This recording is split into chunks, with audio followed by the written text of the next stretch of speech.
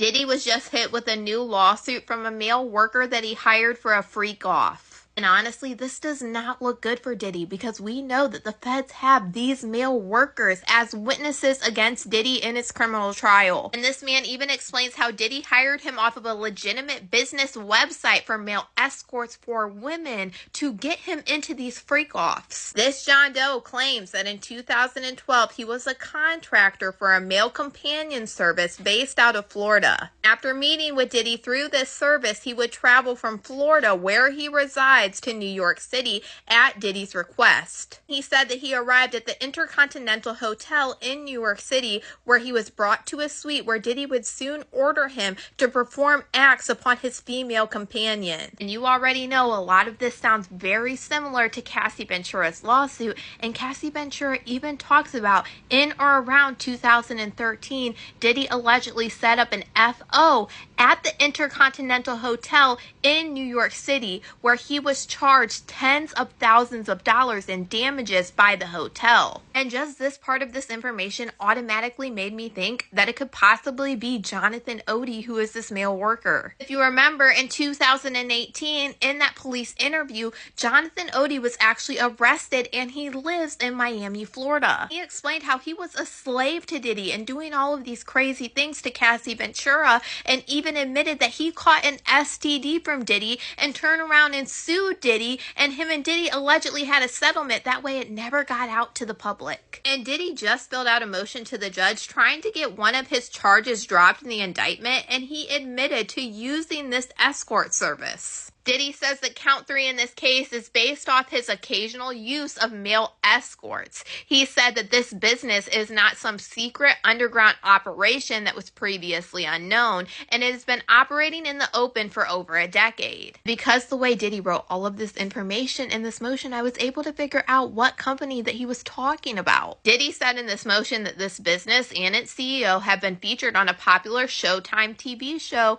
which is Gigolos. The Showtime TV show Gigolos was about the men that were male companions that worked at the company Cowboys for Angels. But Diddy was basically trying to say that it was well known that escorts from this company, Cowboys for Angels, sometimes, indeed regularly, had physical relationships with their clients. He said that the company does not advertise these physical services, but it does not forbid or discourage them. And the company doesn't promote it like this because they know it's illegal. Their own website says, unfortunately, there is a social stigma that male companions are providing a physical service. However, that is not what we do here. Companionship, conversation, and quality time are the most important aspects of the dates that we schedule.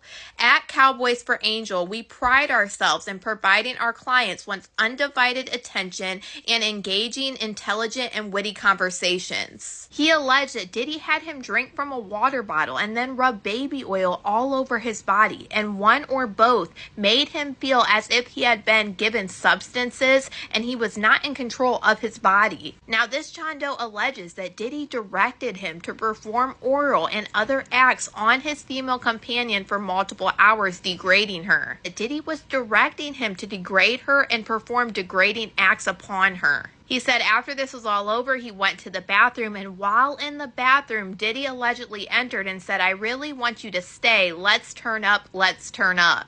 This man told Diddy that he was not feeling well and he needed to leave, and Diddy allegedly replied saying, "No, we're going to have some fun," and then grabbed this man's private areas while simultaneously touching himself. He then alleged that Diddy started to insert his finger in places without his consent. He alleged that this essay continued and he was being pinned up against the wall. This man said that he continuously told Diddy to stop and he was screaming no because he was in so much pain. He alleged that this essay continued for 4 to 5 minutes. Diddy began threatening him, saying things like, "You better not say a word to anybody about this. Did you hear me?" And he affirmed that he had heard what Diddy said. He alleged that Diddy continued saying, "I'm not effing playing with you. If I can get Pac hit What do you think can happen to you? He said that he was fearing for his life and again affirmed that he would not say anything about this essay. All of this is absolutely insane, but the fact that this is now being brought up in Diddy's criminal trial, I'd say that this lawsuit is not looking so good for Diddy. But y'all let me know what you guys think about all this in the comments.